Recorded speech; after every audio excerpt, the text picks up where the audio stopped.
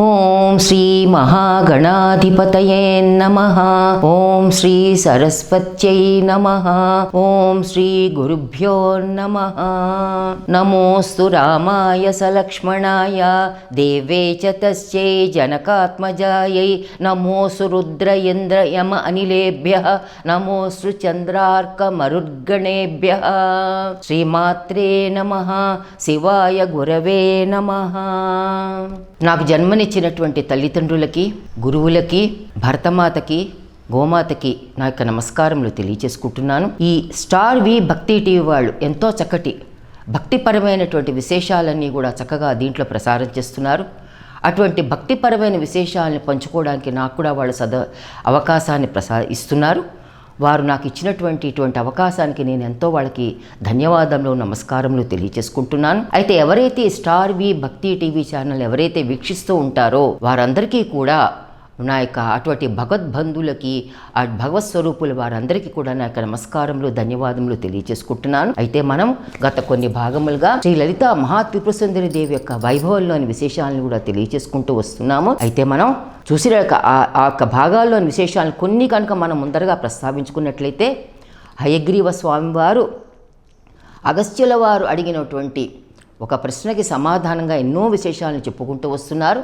అగస్త్యుల వారు హయగ్రీవ స్వామిని అడిగారు, ఈ కలికాలంలో మానవులు ఎలా తనిపబడతారు? ఎందుకంటే కాలంలో మానవులందరూ భౌతిక దృష్టితోనే బతుకుతున్నారు, ఆధ్యాత్మిక చింతన ఏమీ లేకు. అయితే ఇటువంటి భౌతిక దృష్టితో బతికి ఆ మానవ జీవితాన్నంతా కూడా ఈ కలికాలంలో మానవులందరూ వ్యర్థం చేసుకుంటున్నారు. అందుకోసమని ఈ విధంగా అగస్త్యుల వారు హయగ్రీవ స్వామి వారిని అడుగుతారు, వారందరూ కూడా కలికాలంలో మానవులు ఏ విధంగా తరింపబడతారు అని అడగ్గా, అప్పుడు హయగ్రీవ స్వామి వారు ఎన్నో విషయాలు ఈ యొక్క అగస్త్య మహర్షికి తెలియచేయడం మొదలెడతారంట. ఆ తెలియచేయడం చెప్పటంలోనే మనం చాలా విషయాలు చెప్పుకున్నాము. అయితే కిందటి భాగంలో మనం ఏం చెప్పుకున్నది ఏంటంటే, హయగ్రీవ స్వామి వారు చెప్తారు, ఏం చెప్తారు, ఒకసారి బ్రహ్మదేవుడు ధ్యాన యోగంలో ఉన్నప్పుడు ఆయనకి అమ్మవారు దర్శనమిస్తుంది. ఏ విధంగా దర్శనమిస్తుంది? ప్రకృతి మాతగా, జగన్మోహిని రూపంగా, అది కాకుండా శ్రీ లలిత మహాత్రిపురసుందరి దేవిగా ఈ విధంగా అమ్మవారు ఈ యొక్క బ్రహ్మదేవుడికి ధ్యాన యోగంలో ఉన్నప్పుడు ఆయనకి దర్శనమిస్తుంది అన్నమాట. అయితే కిందటి భాగంలో మనం ప్రకృతి మాతగా ఉన్నటువంటి అమ్మవారి గురించి ఎన్నో విశేషాలను మనం చర్చించుకోవడం జరిగింది. ఆ ప్రకృతి మాత అంటే ఎవరు? పరబ్రహ్మ శక్తే ప్రకృతి మాత. ఆ ప్రకృతి మాతని మనం ఈ ఆ ప్రకృతి మాతకి 5 పూర్ణ స్వరూపాలు ఉన్నాయి కూడా మనం చెప్పుకున్నాం. అవి దుర్గా, లక్ష్మి, సరస్వతి, గాయత్రి, రాధ అని ఈ యొక్క పూర్ణ స్వరూపాల గురించి కూడా మనం చెప్పుకోవడం జరిగింది. అయితే ఈ పూర్ణ స్వరూపాలు 5 మనం ఏది కొలిచినా కూడా ఆ ప్రకృతి మాత యొక్క కృప మన మీద ఉంటుంది అని కూడా మనం చెప్పుకోవడం జరిగింది. ఎప్పుడైతే మనం ప్రకృతి మాతని కనుక మనం ఉపాసిస్తూ ఉంటామో, మనం చక్కగా పూజ చేస్తూ ఉంటామో, ఆ ప్రకృతి మాత మన ఈ ప్రకృతిలో నివసించినన్నాళ్ళు కూడా ఆ ప్రకృతి మాత మనని కాపాడుతూ ఉంటుంది. తదనంతరం మనకి ఈ ప్రకృతి మాత మోక్ష మార్గాన్ని కూడా సులభతరం చేస్తుంది అనే విశేషాలను కూడా మనం తెలియచేసుకోవడం జరిగింది. కాకపోతే ప్రకృతిలో మనం నివసించిన అన్నాడు ఏ విధంగా ఉండాలి? ప్రకృతిని కాపాడుతూ ప్రకృతి మాతను పూజిస్తూ ఉండాలి. ఎప్పుడైతే కనుక ప్రకృతిని కనుక మనం విధ్వంసం చేసామంటే ఈ ప్రకృతి మనని ఆగ్రహిస్తుంది. ఆ యొక్క ఆగ్రహం వల్ల మనం ఎన్నో కష్టాలు కూడా గురవుతా అనే విషయాలు ఎన్నో చెప్పుకోవడం జరిగింది. అయితే ఈ విధంగా ఉన్నటువంటి ప్రకృతి మాతే క్షీరసాగర మథనం సమయంలో ఆవిడ జగన్మోహిని అవతారంగా ఉద్భవించింది. ఈ జగన్మోహిని అవతారం క్షీరసాగర మథనంలో మనం చూస్తాం అన్నమాట. ఈ జగన్మోహిని అవతారం గురించి ఎన్నో విశేషాలు, ఎన్నో పురాణాలు చెప్పబడ్డాయి. అయితే ఇక్కడ కొన్ని విశేషాలను మనం చెప్పుకుందాము. ఈ యొక్క సమయంలో అవతరించినప్పుడు అక్కడ ముందరగా ఏమిటంటే, ఈ యొక్క హయగ్రీవ స్వామి వారు కథతో మొదలెడతారన్నమాట. ఈ యొక్క జగన్మోహిని అవతారం ముందర కథతో మొదలెడతారు. ఇక్కడ ఏం చెప్తారంటే, హయగ్రీవ స్వామి వారు అగస్త్యుల వారికి ఇవన్నీ కూడా మనం అనుకుంటాం అగస్త్యుల వారికి చెప్తున్నారు అనుకుంటాం, కానీ ఇక్కడ చెప్పే విశేషాలని కూడా మన జీవితానికి చాలా. ఓం శ్రీ మహాగణాధిపతయే నమః. ఓం శ్రీ సరస్వత్యై నమః. ఓం శ్రీ గురుభ్యో నమః. నమోస్తు రామాయ సలక్ష్మణాయ దేవే చ తస్యై జనకాత్మజాయై.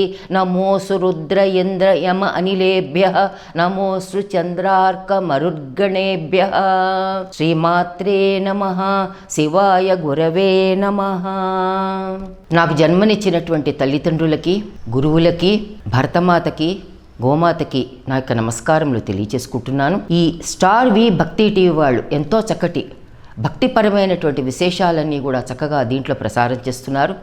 అటువంటి భక్తిపరమైన విశేషాలను పంచుకోవడానికి నాకు కూడా వాళ్ళు అవకాశాన్ని ఇస్తున్నారు. వారు నాకు ఇచ్చినటువంటి ఇటువంటి అవకాశానికి నేను ఎంతో వాళ్ళకి ధన్యవాదములు నమస్కారములు తెలియచేసుకుంటున్నాను. అయితే ఎవరైతే స్టార్ వి భక్తి టీవీ ఛానల్ ఎవరైతే వీక్షిస్తూ ఉంటారో వారందరికీ కూడా నా యొక్క అటువంటి భగవద్బంధులకి ఆ భగవత్ స్వరూపులు వారందరికీ కూడా నా యొక్క నమస్కారములు ధన్యవాదములు తెలియచేసుకుంటున్నాను. అయితే మనం గత కొన్ని భాగములుగా శ్రీ లలిత మహాత్రిపురసుందరి దేవి యొక్క వైభవంలోని విశేషాలను కూడా తెలియచేసుకుంటూ వస్తున్నాము. అయితే మనం చూసిన ఆ యొక్క భాగాల్లోని విశేషాలను కొన్ని కనుక మనం ముందరగా ప్రస్తావించుకున్నట్లయితే హయగ్రీవ స్వామివారు అగస్త్యుల వారు అడిగినటువంటి ఒక ప్రశ్నకి సమాధానంగా ఎన్నో విశేషాలను చెప్పుకుంటూ వస్తున్నారు.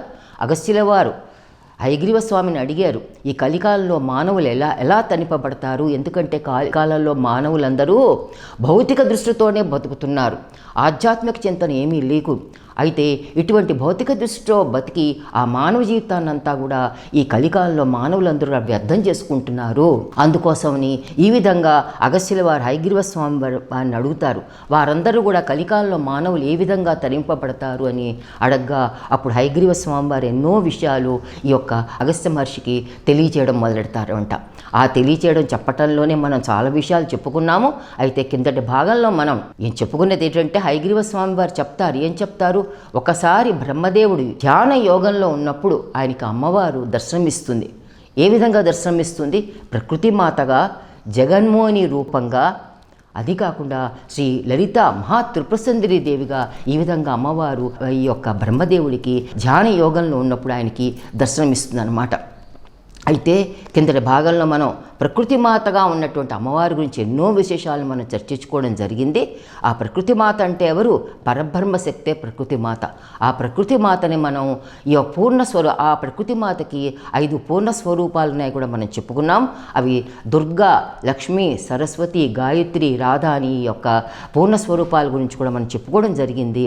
అయితే ఈ పూర్ణ స్వరూపాలు 5 మనం ఏది కొలిచినా కూడా ఆ ప్రకృతి మాత యొక్క కృప మన మీద ఉంటుంది అని కూడా మనం చెప్పుకోవడం జరిగింది. ఎప్పుడైతే మనం ప్రకృతి మాతని కనుక మనం ఉపాసిస్తూ ఉంటామో, మనం చక్కగా పూజ చేస్తూ ఉంటామో, ఆ ప్రకృతి మాత మన ఈ ప్రకృతిలో నివసించినన్నాళ్ళు కూడా ఆ ప్రకృతి మాత మనని కాపాడుతూ ఉంటుంది. తదనంతరం మనకి ఈ ప్రకృతి మాత మోక్ష మార్గాన్ని కూడా సులభతరం చేస్తుంది అనే విశేషాలను కూడా మనం తెలియచేసుకోవడం జరిగింది. కాకపోతే ప్రకృతిలో మనం నివసించిన అన్నాడు ఏ విధంగా ఉండాలి? ప్రకృతిని కాపాడుతూ ప్రకృతి మాతను పూజిస్తూ ఉండాలి. ఎప్పుడైతే కనుక ప్రకృతిని కనుక మనం విధ్వంసం చేసామంటే ఈ ప్రకృతి మనని ఆగ్రహిస్తుంది. ఆ యొక్క ఆగ్రహం వల్ల మనం ఎన్నో కష్టాలు కూడా గురవుతా అనే విషయాలు ఎన్నో చెప్పుకోవడం జరిగింది. అయితే ఈ విధంగా ఉన్నటువంటి ప్రకృతి మాతే క్షీరసాగర మథనం సమయంలో ఆవిడ జగన్మోహిని అవతారంగా ఉద్భవించింది. ఈ జగన్మోహిని అవతారం క్షీరసాగర మథనంలో మనం చూస్తాం అన్నమాట. ఈ జగన్మోహిని అవతారం గురించి ఎన్నో విశేషాలు, ఎన్నో పురాణాలు చెప్పబడ్డాయి. అయితే ఇక్కడ కొన్ని విశేషాలను మనం చెప్పుకుందాము. ఈ యొక్క సమయంలో అవతరించినప్పుడు అక్కడ ముందరగా ఏమిటంటే ఈ యొక్క హయగ్రీవ స్వామి వారు కథతో మొదలెడతారన్నమాట.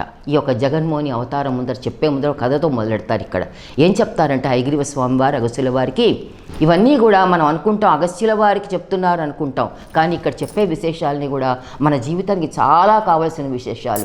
ఇప్పుడు చెప్పేటటువంటి జగన్మోహిని అవతార రూపం ఘట్టం గురించి అంటే దానిలోని విశేషాలు చెప్పే ముందర ఈయన ఎన్నో విషయాల్ని అగస్త్య మహామునికి తెలియజేశారన్నమాట. ఆ విషయాలని కూడా ప్రతిదీ కూడా మన జీవితానికి చాలా అవసరమైన విషయాలు అని మనం తెలుసుకోవాలి. అయితే ఏం చెప్పడం మొదలెడతారంటే ఆయన ఒకానొకప్పుడు ఇంద్రుడు మహావైభవపేతంగా సంపదలతోటి విజయాలతోటి ఎంతో వైభవపేతంగా జీవిస్తున్నాడు. అలా జీవించడంతో ఆయనలో అహంకారం ఎక్కువైపోయింది, ఐశ్వర్య మదం ఎక్కువైపోయింది. అలా అహంకారంతో చేస్తున్నప్పుడు ఆయన జీవిస్తున్నప్పుడు ఒకసారి దేవతలందరూ ఇంద్రుడి దగ్గరికి వెళ్ళి జంబాసురుడు అనే రాక్షసుడు తమని కష్టపడుతున్నాడని ఆయన సంహరించాలని చెప్తారన్నమాట. చెప్పినప్పుడు ఇంద్రుడు తన సైన్యాన్ని తీసుకుని దేవతలతోటి జంబాసురుడి మీద యుద్ధానికి వెళ్ళి ఆ రాక్షసుని మట్టు పెడతాడు. అయితే జంబాసురుడిని ఆయన వధించడం వల్ల ఇంద్రుడికి ఇంకా మదోన్మత్తుడైపోతాడు. మదోన్మత్తుడై దేవతలందరూ కూడా కీర్తిస్తూ ఉంటారు ఆయన. ఆ కీర్తిని అదంతా చూసి ఆయన మదోన్మత్తుడైపోతాడు. ఆ విధంగా ఎప్పుడైతే జంబాసురుడిని ఆయన వధించాడో ఆ సమయంలో ఇంద్రుడు దేవతలందరూ కలిసి పెద్ద ఉత్సవాన్ని చేసుకుంటూ ఉంటారు. ఆ ఉత్సవ సమయంలో ఇంద్రుడు ఐరావతాన్ని ఎక్కి ఊరేగింపుగా ఆ యొక్క మార్గంలో సంచరిస్తూ ఉంటారన్నమాట. ఆ ఉత్సవ సమయంలో. అయితే ఆ సమయంలో ఏమవుతుందంటే దూర్వాస మహర్షి వారు అక్కడికి వస్తారు. ఎక్కడైతే ఇక్కడికి ఇంద్రుడు దేవతలతో ఇలా ఉత్సవంగా ఊరేగింపుగా వస్తున్నారో ఆ దారిలో దేవతలు ఉండేటువంటి మార్గంలో ఈ యొక్క దుర్వాస మహర్షి ప్రవేశిస్తారన్నమాట. దానికి ముందర దుర్వాస మహర్షి ముందరగా ఈ యొక్క దేవతల మార్గంలో ప్రవేశించే ముందర ఆయన విద్యాధర మార్గంలో ఆయన వెళుతూ ఉంటారు. ఇవన్నీ మార్గాలు అన్నమాట. విద్యాధర మార్గంలో అక్కడ విద్యాధరులందరూ సంచరిస్తూ ఉంటారు, దేవతల మార్గంలో దేవతలందరూ సంచరిస్తూ ఉంటారు. ఈ విద్యాధర మార్గంలో ఆయన వెళుతూ ఉంటే అక్కడ దుర్వాస మహర్షి అక్కడ వెళ్తున్న సమయంలో ఒక విద్యాధరాంగన ఈ దుర్వాస మహర్షికి కనిపిస్తుంది అన్నమాట. ఆమె ఎంతో భక్తి ప్రపత్తులతో ఉంటుంది. ఆమె చేతిలో ఒక పూలమాల కూడా, ఒక చెండు కూడా ఉంటుందన్నమాట. ఆమె పట్టుకుని ఇలా వస్తూ ఉంటుంది. ఆమె ఆ విద్యాధరంగా వస్తూ ఉంటే దుర్వాస మహర్షి వారు ఆమెను చూసి, ఆమె యొక్క భక్తి ప్రపత్తులు ఇవన్నీ చూసి, ఆమెలో కళ ఉంటుంది, భక్తి చేయడం వల్ల ఆమెలో కళ ఉంటుంది చూసి ఎంతో సంతోషించి ఆ విద్యాధరాంగాన్ని అడుగుతారన్నమాట. అమ్మా, నువ్వు ఎక్కడి నుంచి వస్తున్నావు, ఏమిటి నీ చేతిలో పొలమాల ఉంది, ఏమిటి విశేషం అని అడుగుతారు. అంటే ఆ విద్యాధరంగాన్ని కూడా ఈ దుర్వాస మహర్షిని చూసి ఎంతో భక్తి ప్రపత్తులతో ఆ మహర్షికి నమస్కారం చేసి పాదాభివందనం చేసి, స్వామి నేను ఇప్పుడే అమ్మవారిని కొలుచుకుని ఇప్పుడే వస్తున్నాను స్వామి, నేను ఈ యొక్క నా చేతిలో ఉన్నటువంటి మాల ఏమిటంటే అమ్మవారి యొక్క ప్రసాదం, అది అమ్మవారి యొక్క ప్రసాదంగా నాకు అమ్మవారి యొక్క పూజా నిర్మాల్యాన్ని నాకు వారు బహుకరించారు. అటువంటి అమ్మవారి ప్రసాదమైన ఈ యొక్క పూజా నిర్మాల్యాన్ని నేను తీసుకుని వెళ్తున్నాను అని ఎంతో సంతోషంగా ఆవిడ చెప్తుందన్నమాట దుర్వాస మహర్షికి. అప్పుడు దుర్వాస మహర్షి కూడా ఎంతో సంతోషిస్తాడు, అబ్బా చక్కటి అమ్మవారి ప్రసాదం ఏమో దక్కిందని.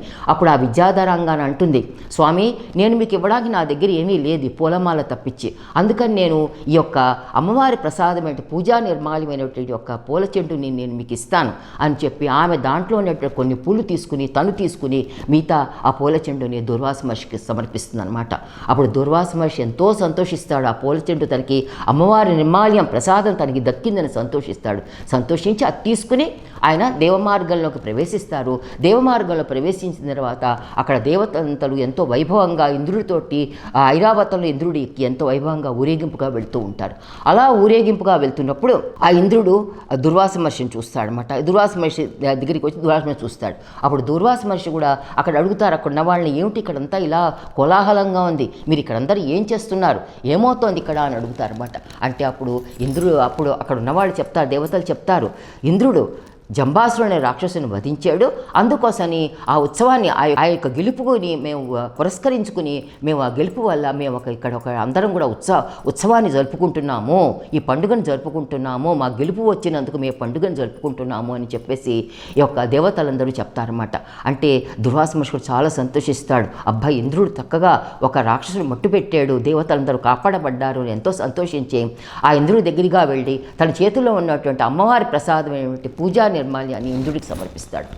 అప్పుడు కానీ ఇంద్రుడి యొక్క మనస్సు ఎలా ఉంది, ఆ మనస్సు ఎలా ఉందంటే విజయ గర్వంతో ఉంది, ఐశ్వర్య మదంతో ఉంది. తాను అన్ని విజయాలు సాధిస్తున్నాను, తనకి ఐశ్వర్య సంపదలు ముల్లోకాలకి ఆధిపత్యం తనకు ఉంది అనేటువంటి గర్వంతో ఉందన్నమాట. ఆ గర్వంతో ఉండేసరికి ఆమెంది, ఆయన తీసుకున్నటువంటి ఆ పూల చెండు ఆయనకి సామాన్యంగానే కనిపించింది. దాంట్లో విశేషమేమీ ఆయనకి కనిపించలేదు. అయితే దుర్వాస మహర్షి ఆయనకి ఇస్తూ ఇది ఒక అమ్మవారి యొక్క పూజా నిర్మాల్యము, అమ్మవారి ప్రసాదము అని చెప్పేసి ఇంద్రుడికి ఇస్తారన్నమాట. ఇస్తే అప్పుడు ఇంద్రుడు విజయ గర్వంతో మదగర్వంతో ఉన్నాడు కదా, తన కన్ను మిన్ను ఆనకుండా ఉంది. ఆ సమయంలో ఉండేసరికి దుర్వాస మహర్షికి ఒక వందనాలుగా నమస్కారం కానీ ఏమీ చేయకుండా ఆ యొక్క పూల చెండుని తీసుకుని దాన్ని ఏం చేస్తాడంటే ఆ పూల చెండుని కళ్ళకు కూడా అద్దుకోకుండా ఏం చేస్తాడు, తీసుకెళ్ళి ఆ యొక్క ఐరావతం అంటే ఆ ఏనుగు తల మీద కుంభస్థలం మీద పెడతాడు. ఆ కుంభస్థలం మీద పెట్టేసరికి ఏమవుతుంది, ఐరావతం అంటే ఏనుగుకి సాధారణంగా కుంభస్థలం మీద స్పర్శాజ్ఞానం ఎక్కువ ఉంటుంది. అందుకోసమని ఆ కుంభస్థలం మీద పెట్టిన కాసేపటికే ఆ ఏనుగు నడుస్తూ తన తొండంతో తన కుంభస్థలం మీద ఉన్నటువంటి ఆ పూల చెండుని కిందకి లాగేసి దాన్ని చిందరవందర చేసి దాన్ని తొక్కుకుంటూ వెళ్ళిపోతుంది అనమాట. అప్పుడు ఇంద్రుడు ఇవన్నీ ఏం గ్రహించట్లేదు, ఎందుకంటే చుట్టుపక్కల దేవతలందరూ ఆయన కీర్తిస్తున్నారు, మదగర్వంతో ఉన్నాడు, విజయోత్సవాల్లో ఉన్నాడు, ఇవన్నీ ఏమీ గమనించుకోకుండా ఈ విధంగా అమ్మవారి నిర్మాల్యాన్ని ఆ విధంగా చందరవందర చేసేసరికి అక్కడే దుర్వాస మహర్షి ఇవన్నీ చూస్తూ ఉంటారు. ఏమిటి, నేను అమ్మవారి ప్రసాదాన్ని ఇచ్చేనే, పూజా నిర్మాల్యం అంటే అమ్మవారి ప్రసాదం, అమ్మవారి అంటే ఎవరు, జగన్మాత. అది కాకుండా ఇక్కడ మనం ఒక విషయం తెలుసుకోవాలి, దుర్వాస మహర్షి అమ్మవారి యొక్క గొప్ప భక్తుడు, ఉపాసనా పరుడు. ఆయన ఆ అమ్మవారికి కూడా దుర్వాస మహర్షి అంటే చాలా ఇష్టం. ఎందుకోసం అంటే దుర్వాస మహర్షి క్రోధభట్టారకుడు అని కూడా పిలుస్తారు. అయితే ఈ దుర్వాస మహర్షి అమ్మవారిని చక్కగా ఉపాసన చేస్తారు, మా పరమ భక్తుడు అన్నమాట. ఆ విధంగా దుర్వాస మహర్షి అది కాకుండా ఆర్యాద్విసతి అనే చెప్పేటువంటి 200 శ్లోకాలు అమ్మవారి మీద ఆయన రచించి ఆ మహా అద్భుతమైన గ్రంథాన్ని అమ్మవారి పాదాల ముందర ఆయన సమర్పించారు. ఆయన రాసినటువంటి ఏమిటి ఆర్యాద్విసతి, మనం కూడా చదువుతూ ఉంటాం. సౌందర్యలహరి, చిదానందలహరి, ఆర్యాద్విసతి, ఇవన్నీ సౌందర్యలహరి, చిదానందలహరి శంకరాచార్యులు రచించారు. ఇది ఆర్యాద్విసతి మట్టు దుర్వాస మహర్షి రచించారన్నమాట. ఆయన రచించి ఈ ఉత్కృష్టమైన గ్రంథాన్ని అమ్మవారిని యొక్క చక్కగా దాంట్లో వర్ణన చేస్తూ ఈ యొక్క ఆర్యాద్విసతిలో మనకి ఏం కనిపిస్తుంది, అమ్మవారి యొక్క శ్రీమన్నగర వర్ణనంతా కూడా దీంట్లో మనకు కనిపిస్తుంది అనమాట. అది కాకుండా శ్రీచక్రంలో ఉన్నటువంటి రహస్యాలన్నీ కూడా మనకి ఆ ఆర్యాద్విసతి పుస్తకంలో మనకి ఆ యొక్క గ్రంథంలో మనకి ఆయన నిక్షిప్తం చేసి మనకి ఇచ్చారు. ఎందుకంటే కలియుగంలో మానవులు తరింపబడాలి, ఇవన్నీ తెలుసుకోవాలి అని ఈ మహాత్ములందరూ మహర్షులు చేసే పనేమిటి, మన్ని తరింప చేయడానికే, మనకి ఎన్నో విషయాలు తెలియచెప్పడానికే మహాజ్ఞానం వాళ్ళు పొందారు. ఆ జ్ఞానాన్ని వాళ్ళు పంచిపెట్టారు అందరికీ. ఈ విధంగా పంచిపెడుతున్నారు. అయితే మనం ఏం చేస్తాం, ఆ జ్ఞానం తెలుసుకోవాలని ఏమాత్రం కుతూహలం చూపెట్టాం. ఎంతసేపు లౌకికంగా తిరుగుతూ లౌకికంగా ఈ జీవితాన్ని మనం వ్యర్థం చేసుకుంటూ వెళ్ళిపోతూ ఉంటాం. ఆ విధంగా ఆయన చేసి అది కాకుండా ఆయన శ్రీ లలిత దేవి కవచం కూడా రచించారు. అలా ఎన్నో స్తోత్రాలు అమ్మవారి మీద రచించారు. అటువంటి ఉత్కృష్టమైన అటువంటి మహాభక్తుడైన దుర్వాస మహర్షి ఎప్పుడైతే అమ్మవారి నిర్మాల్యం అలాగా కిందైతే పడిపోయిందో, ఈ విధంగా అయితే అస్తవ్యస్తంగా ఇలా తొక్కబడిందో, ఇదంతా చూస్తుందో ఆయనకి చిందరవందర అయిపోయిందో, ఆయనకి చాలా దుఃఖం వేస్తుంది, చాలా బాధ కలుగుతుంది, కోపం వచ్చేస్తుంది ఇమీడియట్గా ఆయనకి అనమాట. తక్షణమే ఆయన కోపం వచ్చేసి ఇంద్రుని శపిస్తాడు. నువ్వు ఏ సంపదలైతే నువ్వు చూసి గర్విస్తున్నావో, ఏ విజయాలైతే నువ్వు చూసి గర్విస్తున్నావో, ముల్లోకాది ఆధిపత్యం నీకుందని గర్విస్తున్నావో, నీకు అప్పటికప్పుడు ఉన్న సంపదలన్నీ పోవాలి, నీకు అన్ని ఆధిపత్యాలు పోయి నీ విజయాలన్నీ కూడా తక్షణమే నాశనం అయిపోవాలని చెప్పి శపిస్తాడు. శపించేసరికి అలా శపించేసి ఆయన ఏం చేస్తారో దాని తాను ముందరికి వెళ్ళిపోతాయి. చాలా కోపం వస్తుందన్నమాట. ఎందుకంటే అమ్మవారి నిర్మాల్యం కదా, అందుకోసమే ఆ విధంగా శపిస్తారు. కానీ అప్పుడు ఇంద్రుడికి కాసేపటికి తెలియదు. తర్వాత తను ఉన్నట్టుండి కాలమైన తర్వాత ఆయనకి తెలిసిపోతుంది, సంపదలన్నీ మెల్లిగా తరిగిపోతున్నాయి, మళ్ళీ రాక్షసు తన మీద పడి తన యొక్క విజయాల్ని కూడా వాళ్ళు హస్తగతం చేసేసుకుంటారు, తన దగ్గర ఉన్నటువంటి స్త్రీలన్నీ కూడా పోతాయన్నమాట. పోయేసరికి ఇంద్రుడు దిగ్భ్రాంతి చెందుతాడు. తర్వాత తెలుసుకుంటాడు, అయ్యో నేను అమ్మవారి ప్రసాదాన్ని ఎంత నిర్లక్ష్యం చేశానో, ఆ ప్రసాదాన్ని అది తృణీకరించడం వల్లే నాకు ఇటువంటి దుర్గతులు కలిగేయి అని చెప్పేసి ఇంద్రుడు ఎంతో పశ్చాత్తాపడి దుర్వాస మహర్షి అక్కడ ఉంటారేమో అని మళ్ళీ ఆయన గురించి చూస్తే ఆ దుర్వాస మహర్షి అక్కడెక్కడా కనిపించరు. ఆయన క్షమాపణ వేడుకుందాం అనుకుంటారు, కానీ ఆయన అక్కడ కనిపించరు అనమాట. అయితే మనం ఒక విషయం తెలుసుకోవాలి, శివుడికి కోపం వస్తే కనుక గురువు రక్షిస్తాడు, కానీ గురువు కోపం వస్తే మట్టుకు శివుడు కూడా రక్షించలేడు. ఈ మహర్షులందరూ వాళ్ళ దగ్గర ఉన్నటువంటి జ్ఞానాన్ని ఏ విధంగా అయితే అందరూ కూడా నడవడిక ఇలా ఉండాలి అలాంటివన్నీ కూడా ఈ మహర్షులందరూ మనకి ఎన్నో విషయాలు మనకి అందిస్తున్నారు వాళ్ళందరూ. అయితే ఈ విధంగా ఇంద్రుడు అందరూ తన సంపదలని పోగొట్టుకుని పశ్చాత్తాపడే ఉంటాడు. అప్పుడు తనకి ఏం చేయాలో ఆ సమయంలో తనకి తెలియదు. ఏం చేయాలనుకునే దుర్వాస మహర్షి లేరు. ఆయన అడుగుదామంటే, క్షమాపణ అడుగుదామంటే, అంటే మహర్షులందరూ ఎలాంటి వాళ్ళు, గురుస్వరూపులు వాళ్ళందరూ. ఎన్నో విషయాల్ని మనకు బోధించడానికి బోధించారు. అవన్నీ కూడా మనం తెలుసుకోవాల్సిన బాధ్యత మనందరిది. అయితే చూసేసరికి లేకపోయేసరికి అప్పుడు ఇంద్రుడు అనుకుంటాడు, నన్ను రక్షించేవాడు ఇప్పుడు ఒక గురువే, ఇప్పుడు నేను గురువుని పట్టుకోవాలి అని చెప్పి తన గురువైనటువంటి బృహస్పతిని శరణు వేడదామని ఆ బృహస్పతి వారి దగ్గరికి వెళ్తాడన్నమాట ఇంద్రుడు. అయితే ఈ బృహస్పతి వారు ఎక్కడుంటారు, అప్పుడు కాశీలో తపస్సు చేసుకుంటూ ఉంటారు. వెళ్ళి ఆ కాశీలో తపస్సు చేసుకునేటప్పుడు ఆ బృహస్పతి వారిని ఆయన దగ్గరికి వెళ్ళి ఆయన దర్శనం చేసుకుని నమస్కరించుకుని ఆ బృహస్పతికి తన గురువైన బృహస్పతికి జరిగిన విషయాలన్నీ కూడా విన్నవిస్తాడన్నమాట. విన్నవిస్తే అప్పుడు ఇంద్రుడు చెప్తాడు, స్వామి గురుదేవా, నా దగ్గర ఉన్నటువంటి స్త్రీలన్నీ వెళ్ళిపోయి, ఇంద్రుడి దగ్గర 3 రకాల స్త్రీలు ఉంటాయి. ఏమేమి స్త్రీలు అంటే ఇంద్రుడి దగ్గర 3 రకాలైనటువంటి స్త్రీలు ఉంటాయి. ఆ స్త్రీలు ఏమిటి? విజయశ్రీ, స్వర్గశ్రీ, నిత్యశ్రీ. ఆ ఇంద్రుడు బృహస్పతి వారి దగ్గరికి వెళ్ళి జరిగిన విషయాన్ని కూడా విన్నవించి చెప్తాడు. తను జరిగిన విషయాల్ని, తను చేసిన తప్పును కూడా ఆ యొక్క బృహస్పతి వారికి చెప్తారు. ఏ విధంగా అయితే నా అమ్మవారి ప్రసాదాన్ని, నిర్మాల్యాన్ని తృణీకరించానో, నిర్లక్ష్యం చేశానో, దానివల్ల నా దగ్గర ఉన్నటువంటి స్త్రీలు అన్నీ పోయాయి ఆ గురువు గారికి విన్నవించుకుంటాడు. అయితే ఇంద్రుడి దగ్గర 3 రకాలైన స్త్రీలు ఉంటాయి. ఒకటి విజయశ్రీ, రెండవది స్వర్గశ్రీ, మూడవది నిత్యశ్రీ అనమాట. ఈ స్త్రీలు ఇంద్రుడి దగ్గర ఎప్పుడూ ఉంటాయి. అయితే ఎప్పుడైతే కనుక ఇలా మదాంతంతో ఐశ్వర్య మదంతో ఎప్పుడైతే అలా ప్రవర్తిస్తే కనుక ఇంద్రుడు ఇవన్నీ కూడా పోగొట్టుకుంటాడు. ఇప్పుడు ఇంద్రుడికి ఈ స్త్రీలన్నీ కూడా వెళ్ళిపోయాయి. ఎందుకు వెళ్ళిపోయాయి? తను మదోన్మత్తుడై ఐశ్వర్య మదంతో అమ్మవారి ప్రసాదం తృణీకరించడం వల్ల ఈ 3 స్త్రీలు కూడా అక్కడి నుంచి వెళ్ళిపోయాయి. తనకున్నటువంటి స్వర్గశ్రీ కాస్త సముద్రంలో వెళ్ళి కలిసిపోయింది. విజయశ్రీ కాస్త మళ్ళీ రాక్షసులు వచ్చి తన రాజ్యాలని కూడా వాళ్ళు తీసేసుకున్నారు, వాళ్ళందరూ ఆక్రమించేసుకున్నారు. అయితే తన దగ్గర నిత్యశ్రీ కూడా వెళ్ళిపోయింది. ఈ నిత్యశ్రీ ఎవరు? ఈ నిత్యశ్రీ అంటే ఎవరు అంటే శ్రీ మన నారాయణ దగ్గర ఉన్నటువంటి ఎప్పుడు ఉండేటువంటి నిత్యాన్నపాయనటువంటి మహాలక్ష్మీదేవి. అంటే ఇక్కడ అమ్మవారు అంటే మహాలక్ష్మి, మహాకాళి, మహాసరస్వతి ఇవన్నీ కూడా అమ్మవారి స్వరూపాలు, ఇవన్నీ ఒకటే అనమాట. అయితే నారాయణ దగ్గర ఉన్నటువంటి నిత్యశ్రీ ఆవిడ ఎప్పుడు కూడా ఆ శ్రీ రాణి దగ్గర ఎప్పుడూ ఉంటుంది. నారాయణ దగ్గర వాళ్ళిద్దరిని విడదీయలేము. ఎలాగ బొమ్మాబరుసుని ఎలా విడదీయలేము, లక్ష్మీనారాయణని విడదీయలేము, శివశక్తులు విడదీయలేము. వాళ్ళు ఒకటే నాణానికి 2 వైపులా ఉన్నటువంటి రూపాలు అన్నమాట. అందుకోసమని ఈ నిత్యశ్రీ కూడా ఆయన దగ్గర నుంచి వెళ్ళిపోతుంది. అయితే ఈ విధంగా చెప్పిన తర్వాత ఆయన ఎంతో పశ్చాత్తాపడుతూ నాకు తరుణోపాయం చెప్పండి అని చెప్పేసి అప్పుడు బృహస్పతి వారిని వేడుకుంటారు. అయితే ఈ సమయంలో ఇంకా కొన్ని విశేషాలు ఇక్కడ కథ ఇది, తర్వాత మనం మళ్ళీ తర్వాత దాని యొక్క విషయాల్ని మళ్ళీ తర్వాత చెప్పుకుందాము. అయితే ఇప్పటివరకు చెప్పుకున్న దాంట్లో మనం ఏమేమి చూసాము? ఇంద్రుడికి అహంకారం రావడం చూసాము, ఆ తర్వాత ప్రసాదాన్ని తృణీకరించడం విషయం చూసాము.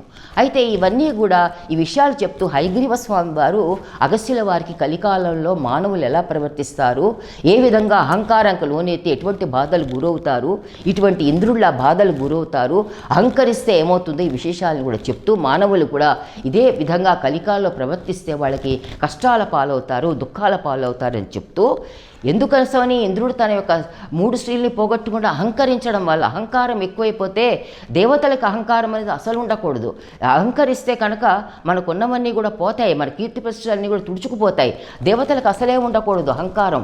ఎందుకోసమని దేవతలు ఈ యొక్క సర్వలోకాలు రక్షించేవారు. వాళ్ళు దేవతల్ని ఈ యొక్క లోకాల్లో ఉన్నటువంటి మానవులందరూ పూజిస్తూ ఉంటారు. వారు పూజించే వీరందరినీ వారు కాపాడాలి. కానీ వాళ్ళే అహంకరిస్తే ఏమవుతుంది? ఇంకా ఈ యొక్క లోకాలన్నీ కూడా పాడైపోతాయి అన్నమాట. అందుకోసమని లోకరక్షణ ఉండాలి అంటే దేవతలు ఎప్పుడు కూడా అహంకారానికి గురి అవ్వకూడదు. ఎప్పుడైతే కనుక దేవతలు అహంకరిస్తారో అప్పుడు ఏమవుతుందంటే కనుక భగవంతుడు తొందరగానే దాన్ని కత్తిరించి వేస్తాడన్నమాట. అహంకారంలో తొందరగానే కత్తిరించి వేస్తాడు. ఇప్పుడే మన కథ చూసాం. ఇంద్రుడి యొక్క అహంకారం వల్ల ఏమైందో తన యొక్క 3 స్త్రీల్ని పోగొట్టుకున్నాడు, నిత్యశ్రీ కూడా వెళ్ళిపోయింది అని తెలుసుకుని, అది కాకుండా నిత్యశ్రీ యొక్క విషయం, ఇంకొక విషయం నేను చెప్పడం ఇందాక చెప్పలేదు, ఇప్పుడు చెప్తున్నాను. ఈ నిత్యశ్రీ మనం ఇందాకని చెప్పుకున్నాం. శ్రీ మన నారాయణ వక్షస్థలంలో ఉన్నటువంటి నిత్యాన్నపాయనటువంటి శ్రీ మహాలక్ష్మీదేవి ఆ శ్రీ. అయితే ఎప్పుడైతే కనుక కొంతమంది భక్తులు ఎప్పుడైతే కనుక ఈ యొక్క అమ్మవారి జగన్మాత నిత్యము స్మరిస్తూ చిత్తశుద్ధితోటి చక్కగా పూజలు చేస్తూ చిత్తశుద్ధితోటి భక్తితోటి వెలుగుతే తాము యొక్క చేయవలసిన కార్యాలని కూడా ఎప్పుడైతే ఇక్కడ ధర్మపరంగా చేస్తారో వాళ్ళ దగ్గర ఈ నిత్యశ్రీలో ఉన్నటువంటి ఒక కిరణం వెళ్ళి ఎప్పుడు కూడా వాళ్ళ దగ్గర ఉంటుందిట. అంటే మన భక్తులైన వాళ్ళందరూ మన ఈ విషయం తెలుసుకోవాలి. మనలో కూడా నిత్యశ్రీలో ఉన్న దగ్గర ఉన్నటువంటి కిరణాన్ని మనలో అట్టే పెట్టుకోవాలంటే మనం ఏం చేయాలి? మనం అందరం కూడా చక్కటి చిత్తశుద్ధితో కూడినటువంటి భక్తిని చేయాలి, ధర్మపరంగా మెలగాలి. ఆ విధంగా అమ్మవారిని కొలిస్తే, అమ్మవారు అంటే పరమాత్మని కొలిస్తే మన దగ్గర కూడా నిత్యము ఒక కిరణం నిత్యశ్రీ ఉంటుంది. ఎప్పుడైతే కనుక మానవుడు కనుక మళ్ళీ తప్పు పనులు చేస్తే మళ్ళీ ఆ నిత్యశ్రీ మన దగ్గర నుంచి ఆ కిరణం వెళ్ళిపోతుంది అనమాట. అందుకోసమని ఈ నిత్యశ్రీ ఈ విధంగా మానవుల దగ్గర కూడా ఒక కిరణం వచ్చి ఉంటుంది, ఈ విధంగా ప్రవర్తిస్తే అని మనకి ఇక్కడ మనం తెలుసుకోవాలి. ఈ విషయం కూడా ఈ హయగ్రీవ స్వామి అగస్త్యుల వారికి చెప్పుకొస్తున్నారు అనమాట. అందుకోసమని అహంకరిస్తే ఏం జరుగుతుందో విషయాన్ని అందులో ఈ మానవులకందరూ కూడా తెలియచెప్పాలి. ఈ విషయము అహంకారం వల్ల దేవతలే కాదు మానవులు కూడా నాశనం అయిపోతారు. మంచివాళ్ళు అంటే కనుక మంచివాళ్ళు కూడా చెడ్డగా మారిపోయేందుకు అవకాశం ఉంటుంది అని చెప్పేసి అమరులైన అసురులైపోతారని అమ్మవారు చెప్తుందన్నమాట. అందుకోసమని ఇటువంటి ఆ ఇంద్రుడు అంటాడు, వాడే మళ్ళీ ఏమైంది తన యొక్క క్షీణదశకి పడిపోయాడు అనమాట. ఈ విధంగా మానవులు కూడా ఇలా ప్రవర్తిస్తే ఏమవుతుందో దాని యొక్క ఉద్దేశాన్ని ఇక్కడ హయగ్రీవ స్వామి వారు అగస్త్యుల వారికి చెప్పారు. అది కాకుండా ప్రసాదం గురించి కూడా ఇక్కడ ఎన్నో విషయాలు మనకి ఈ యొక్క భాగంలో మనకి తెలియజేశారు. ప్రసాదం అనేది చాలా అవసరమైనది. అంటే ప్రసాదం అంటే ఏమిటి? ఆహార శుద్ధి. మనం ఎప్పుడే ప్రసాదం అంటే ఏమిటి? ప్రసాదాన్ని అప్పుడు ఇంద్రుడు ఆ యొక్క పూజా నిర్మాల్యాన్ని చూసి ఏమనుకున్నాడు? ఆయనకి దాని మీద ప్రసాద దృష్టి లేదు, పదార్థ దృష్టే ఉంది. ఆ పూజా నిర్మాణాన్ని, ఆ పూల చెండును చూసి ఏమనుకున్నాడు? అది ప్రసాదం అని చెప్తున్నా కూడా ఇంద్రుడు దాని మీద ఆయనకు ఉన్నటువంటి విజయ గర్వంతో దాంతో కళ్ళు మిన్ను ఆనక అది ప్రసాదం అని కాకుండా ఒక పదార్థ దృష్టితోటే దాన్ని చూసాడన్నమాట. చూసేసరికి దాన్ని ఏమి అంతగా దాన్ని పట్టించుకోలేదు. ఆ విధంగా ఆ యొక్క పడిపోయింది అది. అయితే మనం ఎప్పుడూ కూడా ఏం చేయాలంటే మన ఇంట్లో ఉండేటటువంటి ఒక ఆహారాన్ని కానీ ఏదైనా కానీ మనం ఎప్పుడూ కూడా శుచితోటి, శుభ్రంతో, సదాచారంతో మనం వండుకునే ఆహారాన్ని దైవ ప్రసాదము అంటే దేవుడి దగ్గర పెట్టి దేవుడికి నివేదన చేసి మనం అటువంటి ఆహారాన్ని స్వీకరించాలి. ఎప్పుడైతే కనుక ఆ పదార్థాన్ని తీసుకెళ్ళి దైవం ముందర పెట్టామో ఆ పదార్థంలో దైవం యొక్క దృష్టిపాతం సోకుతుంది. ఆ దృష్టిపాతం వల్ల ఏమవుతుందంటే ఆ యొక్క ఆహారం అంతా కూడా ప్రసాదం అవుతుందన్నమాట. ఈ విధంగా మన భారతీయ సంస్కృతి ఏం చెప్తుందంటే ప్రతి మానవుడు కూడా ప్రసాదాన్నే తినాలి, పదార్థాన్ని కాదు. నీ గురించి నువ్వు వండుకోవద్దు. మనకి భగవద్గీతలో కూడా ఒక శ్లోకం ఉంది. యజ్ఞశిష్టా శినస్సంతో ముచ్యంతే సర్వకిల్బిషై భుంజతేతే త్వగం పాప ఏ పచం తాత్మకారణాత్. యజ్ఞశిష్టా శినస్సంతో ముచ్యంతే సర్వకిల్బిషై భుంజతేతే త్వగం పాప ఏ పచం తాత్మకారణాత్ అంటాడు భగవద్గీతలో శ్రీకృష్ణ పరమాత్మ. అంటే ఏమిటి? నువ్వు నీ గురించే వండుకుని తినకు. నువ్వు ఎప్పుడైతే నీ గురించే నువ్వు ఎప్పుడు వండుకుని తింటున్నావో అది నీ పాపాన్నే వండుకుని నువ్వు తింటున్నావు. ఎప్పుడైతే నువ్వు వండిన దాన్ని నువ్వు ఆ యొక్క వండిన ఆహారాన్ని ఎప్పుడైతే భగవంతుడికి నివేదన చేస్తావో అది ఉండేటప్పుడు కూడా ఒక యజ్ఞంలా దాన్ని తలచి అది దేవతలకి అర్పించాలి అనేటువంటి ఒక తలంపుతోటి నీ గురించి వండుకుంటున్నామని కాదు, ఆ దేవతలకు ఒక అవిస్సులా మనం ఇప్పుడు అర్పించాలి అంటే నివేదన చేయాలి ఒక తలంపుతోటి. ఎప్పుడైతే నీ ఆహారాన్ని వండుతావో సదాచారంతో శుచితోటి చేస్తావో ఆహారం శుద్ధమవుతుంది.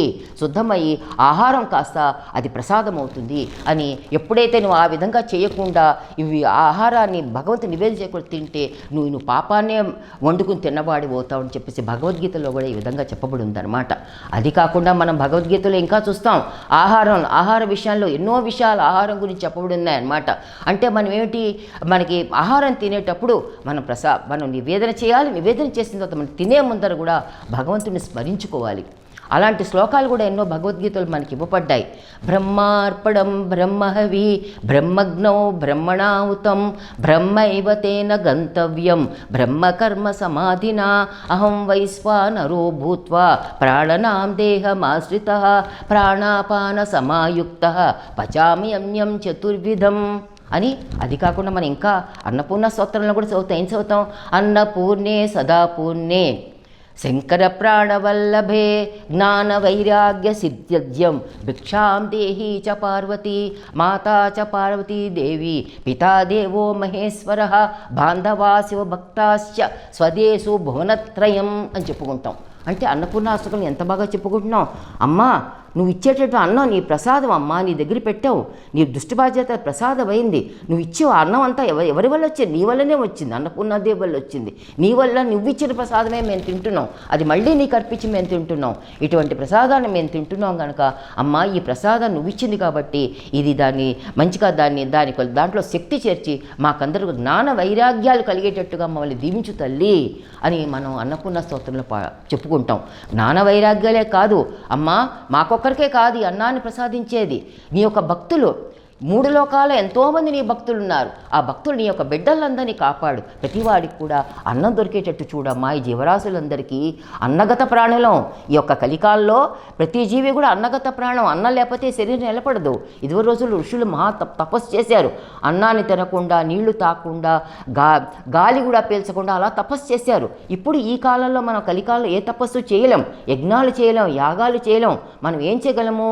మనం ఒకటే, మనం చేసుకున్న పని చిత్తశుద్ధి భగవంతుడికి అర్పించి అంతా నీ వల్లే నాయన ఈశ్వరార్పణ బుద్ధితో మనం ఏ పని చేసినా కూడా అది ఒక భగవత్ కార్యమే అవుతుందన్నమాట. ఈ విధంగా నువ్వు అందరికీ ఈ జీవులందరికీ కూడా అన్నాన్ని ప్రసాదించు తల్లి, నీవే తల్లి తండ్రివి అందరికీ ప్రసాదించు అని ఈ విధంగా మనం ప్రార్థన చేసి ఎప్పుడైతే అన్నం తింటామో ఆ అన్నం మనలో చక్కగాను ఒక రసం, ఆ అన్నరసం మనకి ఒంటికి పట్టి మనలో మెల్లిమెల్లిగా అంటే ఒక రోజులో ఏది జరగదు. మనలో ఎన్నో జన్మల నుంచి మనం పాపకర్మలు కూరుకుపోయి ఉన్నాయి. ఎన్నో మన చిత్తమాలిన్యం ఎంతో ఉంది మనలో అన్నమాట. అంటే మనలో ఎంతో మాలిన్యం, మన చిత్తాన్నంతా కూడా ఎంతో మాలిన్యం పట్టుకుని ఉంది. ఆ యొక్క మనం చేసిన పాపాలన్నీ కూడా ప్రక్షాళన కావాలంటే మనం ఇలా చేయగా అతను తప్పకుండా మనకి చిత్తశుద్ధి కలుగుతుంది. భగవంతుడి ధ్యానంలో భగవంతుడు ఒక మార్గం చూపెడతాడు. అప్పుడు ఉత్తమ దశల్ని మనం చేరుకునేటట్టుగా భగవంతుడు మనకి ఎన్నో మార్గాన్ని మనకి చూపెడతాడనమాట. మోక్ష మార్గాన్ని కూడా సుగమం చేస్తాడనమాట. ఆ విధంగా మనం అన్నం గురించి ఎన్నో విషయాలు ఈ భాగంలో ఇలా చెప్పబడ్డాయి. అంటే ఇక్కడ ప్రసాదం గురించి చెప్తున్నారు. ప్రసాదం గురించి ఎందుకు చెప్పారు? ఆయన ప్రసాదాన్ని నిర్లక్ష్యం చేయడం వల్ల ఇంద్రుడు కొని తెచ్చుకునే కష్టాల వల్ల ఈ విధంగా హయగ్రీవ స్వామి వారి కలికాలంలో మానవులు ఈ విధంగా ప్రవర్తించాలి, అహంకారానికి లోను కాకూడదు, ప్రసాదాన్ని తృణీకరించకూడదు అని ఎన్నో విషయాలు చెప్తున్నారు. అది కాకుండా ఇంకా కొన్ని విషయాలు ఇక్కడ చెప్తూ హయగ్రీవ స్వామి వారు ఏమంటారంటే, ఈ యొక్క ప్రసాదం అన్నం అనేది ఏమిటి? మన అందరం అన్నగత ప్రాణం అని ఇందాకనే చెప్పుకున్నాం. ఈ అన్నం మనం దాంట్లో ఉండే స్థూల భాగం మలం కింద మారుతుంది, సూక్ష్మ భాగం అది మనకి అతి సూక్ష్మ భాగం మనస్సు కింద మారుతుంది, సూక్ష్మ భాగం మనకి శక్తినిస్తుంది. అయితే అందుకోసమని మనస్సు కింద ఈ యొక్క భాగం మారుతుంది కాబట్టి మన మనస్సు ఏం చేస్తుంది? ఎప్పుడైతే భగవత్ అర్పణ చేసామో మన మనస్సు కూడా సరిగ్గా స్పందించడానికి మనకు వీలవుతుందన్నమాట. ఎప్పుడైతే భగవద్ అర్పణ లేని ప్రసాదాన్ని మనం తింటామో మన మనస్సు కూడా పలుపిల విధాలు వెళ్ళిపోతుంది. అది కాకుండా అన్నం వండేవాళ్ళు, అన్నం వడ్డించేవాళ్ళు అన్నిటి మీద కూడా ఈ అన్నం యొక్క ఎఫెక్ట్ అనమాట ఉంటుందన్నమాట. అందుకని మన భారతీయ సంస్కృతిలో మన సనాతన ధర్మంలో ఏమంటారంటే అన్నం అనేది మనకు అమృతము. అమృతం అంటే ఏమిటి? ఏదో కాదు తాగితే మనం బతికిపోతామని ఏం లేదు. అన్నమే అమృతము. ఇంకొక పేరు అన్నమే అమృతం. అన్నానికి మరో పర్యాయ పదం అన్నమాట అమృతం. ఈ అమృతం వల్లనే మన శరీరం నిలుస్తోంది. శరీరం నిలుస్తూనే మనం పూజలు చేయగలం, అమ్మవారిని తలుచుకోవడం, ఈ జ్ఞానాన్ని మనం తెలుసుకోవడం. శరీరం లేకపోతే ఏమీ చేయలేమన్నమాట. అందుకోసమని ఈ అన్నానికి ఒక ప్రాముఖ్యత మనం ఏ విధంగా చేసుకోవాలనేటువంటి అన్ని విషయాల్ని కూడా ఈ భాగంలో మనకి ఇవ్వబడ్డాయన్నమాట. అలా తెలియచేస్తూ ఆ విధంగా ఇంద్రుడు అడగ్గా బృహస్పతి వారిని, అప్పుడు ఇంద్రుడు అడగ్గా అప్పుడు బృహస్పతి వారు ఒకటే చెప్తారు, నాయనా నువ్వు తప్పకుండా నువ్వు చేసిన పాపాలు అనుభవించవలసిందే. పశ్చాత్తాపంతో కర్మానుభవంతో మన పాపాలన్నీ కూడా పట్టాపంచలవుతాయి, నువ్వు అనుభవించవలసినదే. అయితే ఎప్పుడైతే కనుక నువ్వు పశ్చాత్తాపడి, అయితే పశ్చాత్తాపానికి కూడా కొన్ని కర్మలు విధించబడ్డాయి. ఆ కర్మలు అందరూ చేసుకోలేరు. ఆ దేవతలంతే చేసుకుంటారేమో కానీ మన మానవమాత్రులు మనం అందరం చేసుకోలేము. అయితే ఈ విధంగా దానికి పశ్చాత్తాప కర్మలు కూడా ఎన్నో ఉన్నాయి. అయితే కర్మను అనుభవించవలసిందే. అయితే ఒకటే మార్గం నీకుంది. ఏమిటంటే నువ్వు అమ్మవారి యొక్క పాదాలు మళ్ళీ పట్టుకో. ఆవిడ యొక్క నిర్మాలైన ప్రసాదాన్ని తృణీకరించావు కాబట్టి మళ్ళీ నువ్వు అమ్మవారిని పూజించు, ఉపాసించు, ఆవిడ పాదాలు పట్టుకో. పశ్చాత్తాపంతో నేను చేసిన తప్పుని ఒప్పుకుంటున్నాను పశ్చాత్తాపం శరణు వేడితే తప్పకుండా అమ్మవారు నిన్ను అనుగ్రహిస్తుంది అని ఈ విధంగా బృహస్పతి వారు ఇంద్రుడికి తెలియజేస్తే అప్పుడు ఇంద్రుడు ఎంతో పశ్చాత్తాపడి తాను కర్మానుభవం పొందుతూ అమ్మవారిని పూజిస్తూ తర్వాత తదుపరి కాలంలో అమ్మవారి యొక్క కృపచేత శ్రీమన్నారాయణుడు ఇంద్రుడికి మార్గోపదేశం చేస్తాడనమాట. ఆ సమయంలోనే జగన్మోహిని అవతారం మనకి వచ్చింది. జగన్మోహిని అవతారం మనకి వచ్చిందన్నమాట. అదే సమయంలో జగన్మోహిని అవతారం వచ్చింది. అయితే ఇక్కడ ఇంకొక చిన్న విషయం మనం గుర్తు చేసుకోవాల్సిందంటే రామాయణంలో స్త్రీలకు కూడా చాలా మంచి విషయాలు చెప్తారు. స్త్రీలు ఏ విధంగా రామాయణంలో రాముల వారు స్త్రీలు ఏ విధంగా తరింపబడతారు అనే విషయాన్ని కూడా రామాయణంలో మనకి చెప్పబడి ఉందన్నమాట. అయితే ఏం చెప్తారంటే స్త్రీలు ఏ సాధన కూడా చేయకుండా చక్కగా తరించగలరుట. అయితే వాళ్ళు ఏ సాధన అంటే ఎన్నో ఉపాసనలు ఇవన్నీ కూడా మనకేం విధించబడలేదు. అంటే చెయ్యొద్దనిగా చేస్తే మంచిది. కాకపోతే స్త్రీలు కనుక సాధన చేయలేకపోతే కూడా స్త్రీలు ఏ విధంగా తాము ప్రవర్తించాలి, తమకున్నటువంటి గృహకృత్యాలన్నీ కూడా ఈశ్వరార్పణ బుద్ధితో చేయాలి. తమకున్నటువంటి తన గృహకృత్యాలన్నీ కూడా ఒక స్త్రీ చక్కగా ఎప్పుడైతే నిర్వహిస్తుందో ఇది భగవంతుడి సేవ. నేను చేసే ప్రతి పని, ఇంట్లో నేను చేసే ప్రతి పని భగవంతుడి సేవ. తన పిల్లలకు అన్నం పెట్టుకుంటోంది, భగవంతుడికి పెట్టుకుంటున్నాను, భర్తకు పెట్టుకుంటోంది, భగవంతుడికి పెట్టుకుంటున్నాను, వచ్చిపోయే వాళ్ళని ఆదరిస్తున్న అతిథుల్ని, వీళ్ళందరూ భగవత్ స్వరూపులే, ఉన్నవారందరూ భగవత్ స్వరూపులే అని ఏ విధంగా ఎప్పుడైతే తన గృహకృత్యాన్ని ఈశ్వర బుద్ధితో తను చేస్తుందో అటువంటి చేస్తే స్త్రీకి బ్రహ్మలోక ప్రాప్తి కలుగుతుందని రాములు వారు రామాయణంలో తెలియజేశారు. చేశారన్నమాట. అంటే మన స్త్రీలైన మనం అందరం కూడా ఎంత చక్కగా జాగ్రత్తగా ఉండాలి, మన గృహకృత్యాలన్నీ కూడా ఎంతో చక్కగా చేసుకోవాలి, నిర్లక్ష్యంగా చేయకూడదు. అవన్నీ కూడా ఇస్ఫరార్పణ బుద్ధితో చేసుకుంటే మనం అందరినీ, అతిథుల్ని, ఇంట్లో ఉన్న వాళ్ళని, కుటుంబంలో ఉన్న వాళ్ళని, అందరినీ, బయట చుట్టుపక్కల వాళ్ళని ఎంతో ప్రేమతోటి, ఆదరంతో ఈ విధంగా చేస్తే ప్రతి కుటుంబము సౌభాగ్యంగా తీర్చిదిద్దపడుతుంది అని ఈ విధంగా కఠినమైన మనకన్నీ కూడా ఉపాసనలే కూడా మన స్త్రీలకు విధించలేదు అని ఈ విధంగా తెలియజేయడం రామాయణంలో జరిగిందనమాట. అది కాకుండా ఆ స్త్రీ ఆ విధంగా ప్రవర్తిస్తే ఆమెకి బ్రహ్మలోక ప్రాప్తి కలుగుతుంది. బ్రహ్మలోకంలో కొన్ని కాలాల పాటు ఆవిడ అక్కడ నివసిస్తుంది. అక్కడ సనకాది మహర్షుల చేత బ్రహ్మలోకంలో ఆమెకి జ్ఞానం ఉపదేశింపబడుతుంది. అయితే ఆ జ్ఞానం ఉపదేశింపబడితే ఎప్పుడైతే ఆ జ్ఞానం ఉపదేశిస్తే ఆమె మోక్ష మార్గం సులభమవుతుంది. అయితే ఒకవేళ ఏ కారణం చేతన ఆమె జ్ఞానం అక్కడ దక్కలేదనుకోండి, ఏమీ నష్టం లేదు. తదుపరి ఆమె మళ్ళీ భూలేఖల్లో జన్మించి ఉత్కృష్టమైనటువంటి జన్మని తీసుకుంటుందన్నమాట. తీసుకుని ఆ ఉత్కృష్టమైన జన్మని తీసుకుని ఆమె మళ్ళీ సాధన చేసి చక్కగా ఇటువంటి సాధనలన్నీ చేసి ఆమెకి మోక్షమా చక్కటి గురువు దొరుకుతారు. ఆ యొక్క భగవంతుడి కృప వల్ల ఆమెకి మళ్ళీ గురువు దొరికి చక్కటి మార్గంలో ఆమె నడుస్తూ ఆమెకి మోక్ష మార్గం సులభతరం అవుతుంది అని ఈ విషయాలను కూడా తెలియచేయడం జరిగింది. అయితే ఈ విధంగా జగన్మోహిని అవతారం ఇంద్రుడు ఆ సమయంలో నారాయణుడు అప్పుడు అమ్మవారు శ్రీమన్నారాయణుని మార్గోపదేశం చేయమని ఇంద్రుడికి చెప్పగా శ్రీమన్నారాయణుడు మార్గోపదేశం చేస్తారు. అప్పుడే ఆ సమయంలోనే ఈ యొక్క జగన్మోహిని అవతారం వచ్చిందనమాట. ఆ క్షీరసాగర మథనం సమయంలో జగన్మోహిని అవతారం మనకు వచ్చిందనమాట. అయితే ఇక్కడ ఒక చిన్న విషయం మనం తెలుసుకోవాలి. జగన్మోహిని అవతారం అంటే ఏమిటి? జగన్మోహిని అవతారం అంటే అది బాగుంది. అది ఎందుకు వచ్చింది క్షీరసాగర మథన సమయంలో జగన్మోహిని అవతారం? ఎందుకంటే అమృతం పంచడం గురించి అమ్మవారు అమృతాన్ని దేవతలకి దక్కాలని చెప్పేసి వాళ్ళు, ఎందుకంటే రాక్షసులైన వారు చెడ్డ గుణాలు కలవారు, చెడ్డవాళ్ళకి కనుక అమృతం లభిస్తే ఏమవుతుంది? లోకాలన్నీ పాడైపోతాయి. ఎప్పుడైనా కూడా మంచివాళ్ళు ఎప్పుడు కూడా మంచి పనులు చేస్తారు, చెడ్డవాళ్ళు ఎప్పుడు కూడా వాళ్ళు కుళ్ళు కుతంత్రంతో అలా ఆ విధంగా వాళ్ళు ప్రవర్తించడం లోకాలను వాళ్ళు చెడిపేస్తారు. అందుకని అమృతం ఎప్పుడు కూడా మంచివారి చేతిలో ఉండాలి అని చెప్పేసి ఈ దేవతలందరూ కూడా ఈ అమృతం పంచడం గురించి ఆ రూపం వస్తుంది, జగన్మోహిని రూపం. అయితే ఇక్కడ జగన్మోహిని అవతారం అంటే ఒక చిన్న విశేషాన్ని ఇక్కడ మనం గ్రహించుకోవాలి. జగన్మోహిని అవతారం ఎందుకు అమ్మవారు ఎత్తింది అంటే ఆవిడ ఇక్కడ మనకి తెలియచేస్తుంది. ఈ జగత్ అంటే ఏమిటి? జగత్తంతా కూడా మోహింపజేస్తుంది. మన్ని ఎలా మోహింపజేస్తుంది? ఈ జగత్తులో ఉన్నటువంటి జగన్నాథుణ్ణి మరిపించేస్తుంది. ఈ జగత్తుకు సృష్టికంతా కారణం ఎవరు? జగన్నాథుడు, జగన్మాత. అయితే ఈ సృష్టి కారణమైన జగన్నాథుణ్ణి, జగన్మాతని మనని మరిపింపజేసేసి ఈ జగత్తులో ఉన్నటువంటి ఆ తళుకు బెళుకులు, సౌందర్యాలు, దాంట్లో మనం అవన్నీ చూసి మనం దాంట్లో పడిపోయి మనం ఏం చేస్తామంటే బతికినన్నాళ్ళు కూడా మనం దేహ సుఖం చూసుకుంటూ ఉంటాము. సకల సౌకర్యాలు కావాలని దేహాన్ని ఏ విధంగా సుఖపెట్టాలి జగత్తులో, ఆ తళుకు బెళుకులకి ఆకర్షణకి లోని రకరకాల అలవాట్లకి, దురలవాట్లకు కూడా లోనయ్యి మన జీవితాన్ని నాశనం చేసుకుంటూ ఆ యొక్క జగత్తుకు వెనకాలన్నటువంటి జగన్నాథుడు అనేవాడు ఉన్నాడు, జగన్మాత అనేది ఉంది. ఆ శక్తి వల్లే జగత్తంతా నడుస్తోంది, ఇంత వికాసవంతంగా ఉంది, ఇంత చైతన్యవంతంగా ఉందని మనం ఏమాత్రం కూడా తలుచుకోకుండా మన జీవితాలు వ్యర్థం చేసుకుని మనం వెళ్ళిపోతూ ఉంటాం. అది ఒక జగన్మోహిని అవతారం అంటే దాని ఉద్దేశం. అంటే ఇక్కడ ఏం చెప్తున్నారు? ఈ జగత్తులో మన మోహానికి గురి అవ్వద్దు, జగత్తును చూసి మోహానికి గురి అవ్వద్దు. జగత్తు కారణమైనటువంటి జగన్నాథుడిని కొలవండి, జగన్మాతని కొలవండి.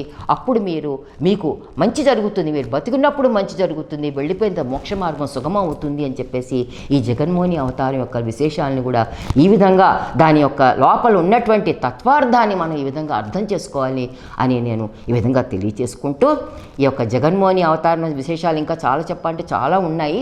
కాకపోతే ఈ భాగం ఇప్పటికే చాలా సమయం అయింది, ఇక్కడ ముగింపు చేసుకుని, ఎందుకంటే ఎన్నో పురాణాలు జగన్మోహిని అవతారం నుంచి ఎన్నో ప్రస్తావించడం జరిగింది. ఇక్కడితో ఈ భాగాన్ని ముగింపు చేసుకుని మీకందరికీ కూడా ధన్యవాదాలు తెలియచేసుకుంటూ సర్వే భవంతు సుఖినః, సర్వే సంతు నిరామయాః, సర్వే భద్రాణి పశ్యంతు, మా కశ్చిద్ దుఃఖభాగ్ భవేత్. ఓం శాంతి శాంతి శాంతి.